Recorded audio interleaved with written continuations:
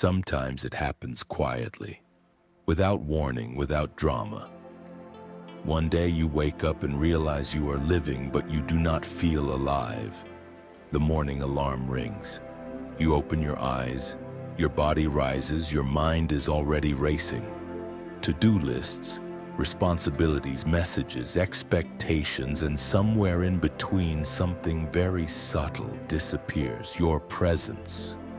In Buddhist teachings, it is said that the root of suffering is ignorance, not intellectual ignorance, but the ignorance of the heart, forgetting who you truly are. Perhaps you did not get lost in a single moment. Perhaps it happened gradually.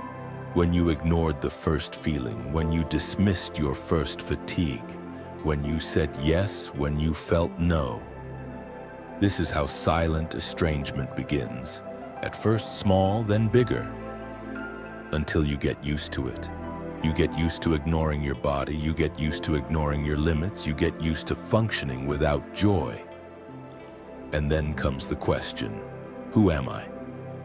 The first step back to yourself is stopping, not fleeing, not dramatic change, not a radical decision, just stopping. Sit down, put your phone aside, let your thoughts flow. Notice your breath. Inhale, exhale. In Buddhism, the breath is the gateway to the present moment. The present moment is the only place where you can truly meet yourself. When you stop, you may feel unrest, you may feel anxiety, you may feel sadness. Do not run away, just observe. Your emotions are not enemies, they are messengers. The second step is understanding attachment. Suffering arises when we cling to what changes, we cling to our self-image, we cling to success, we cling to how others should see us, but everything is impermanent. Bodies age, situations change, relationships transform, even your opinions change. If you base your identity on the impermanent, you will feel threatened. Buddha taught impermanence. Everything arises, everything lasts a while, everything passes. Even the feeling of being lost is temporary. When you realize this, you stop panicking, and panic is what drains you the most. Perhaps you are not fighting the world. Perhaps you are fighting yourself. You want to be better, you want to be stronger, you want to be perfect. But the return to yourself is not about improvement. It is about remembering. Remembering silence, remembering simplicity, remembering the inner peace that has always been here. The third step is acceptance. Acceptance of where you are, acceptance of what you feel, acceptance that you may not know what comes next. Resistance creates tension. Acceptance creates space. When you tell yourself you should not feel what you feel, you divide yourself. One part experiences, another part judges, and this division hurts. Instead, say, I feel sadness, and it is okay.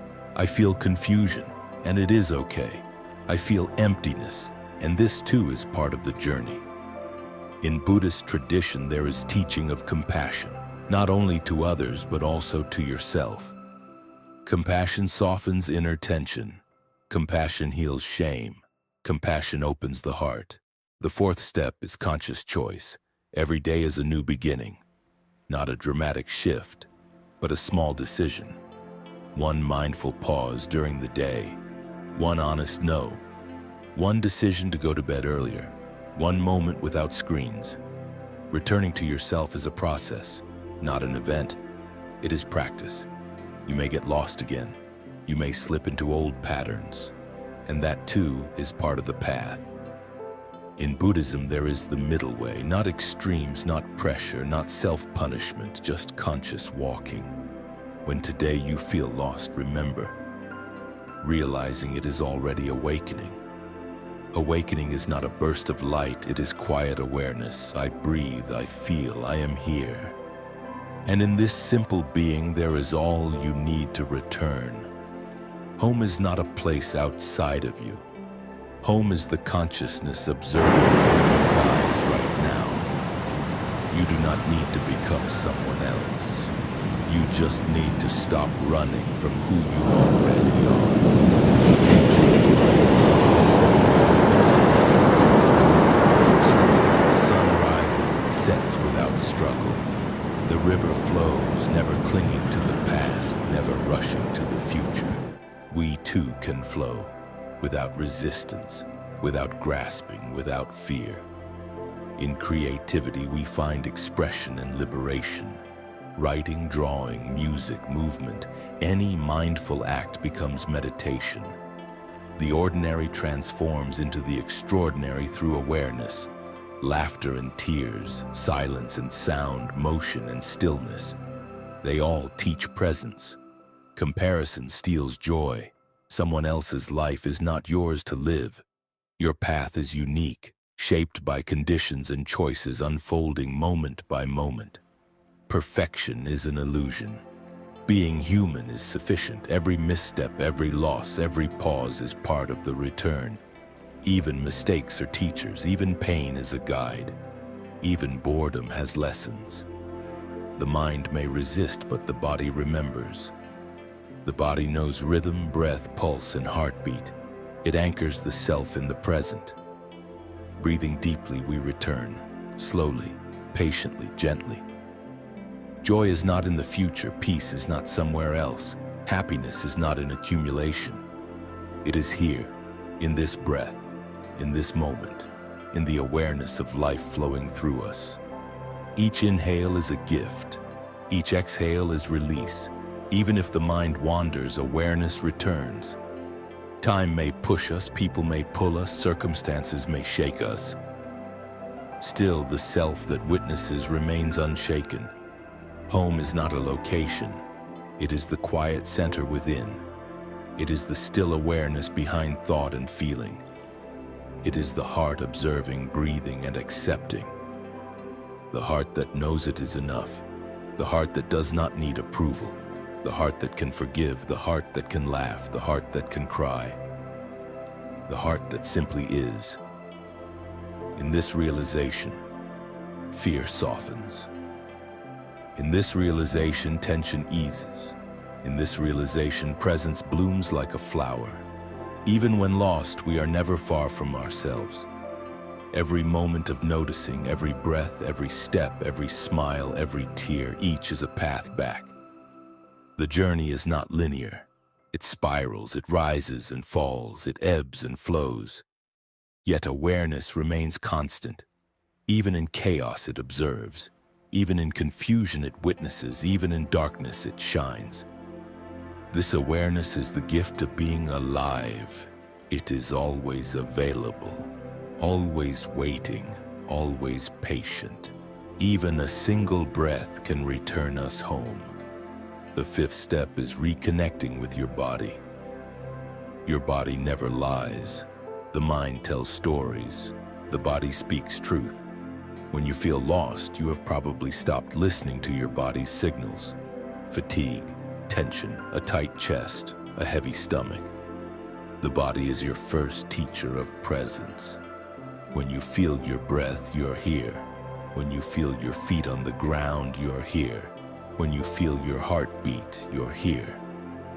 In Buddhist practice, body awareness is called mindfulness of the body. It is foundational, not optional.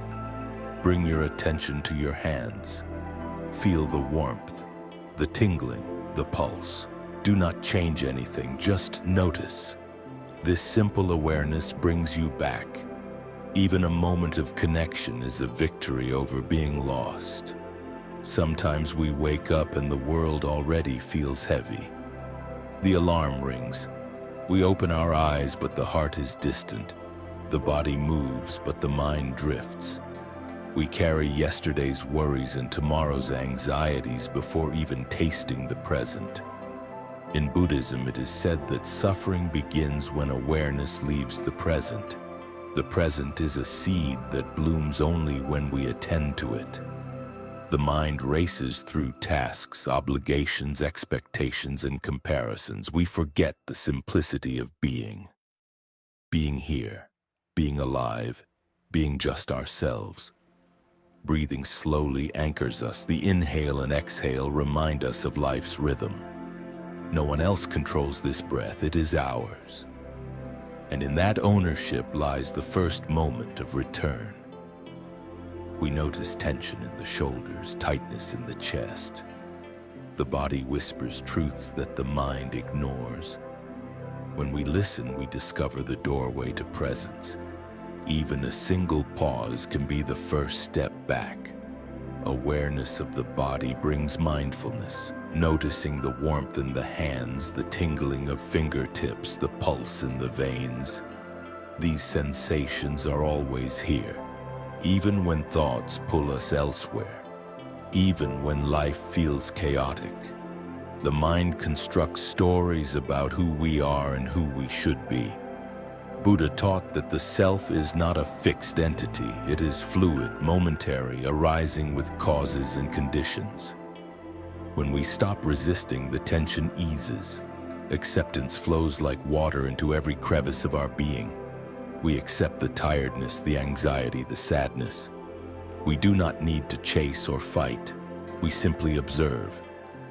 The simplest acts, drinking tea, walking slowly, washing hands, become profound practices when done with presence.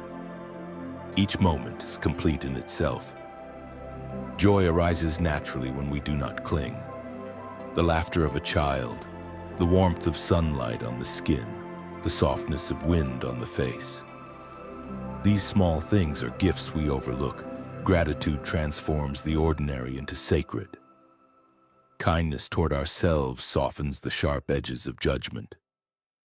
Forgiveness releases the energy we spent on guilt.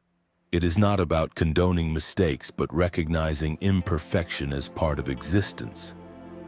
Impermanence teaches humility. Nothing lasts forever, not joy, not sorrow, not success, not failure. Each moment is unique, never repeated. Each breath is a bridge back to the present. Even when the world is noisy, the mind can be silent. Silence is a sanctuary. In silence, we meet ourselves. No masks, no pretense, no performance, just pure awareness. Even the awareness of being lost is precious. It signals the need to return. The path back is simple yet profound. We do not add, we subtract, we let go, we observe.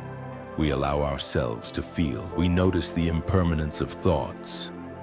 Each thought arises, exists, and fades. We are not our thoughts. We are the witness, the awareness that watches without judgment. Even confusion is welcomed. Even fear is honored. Even emptiness has space in which clarity can arise.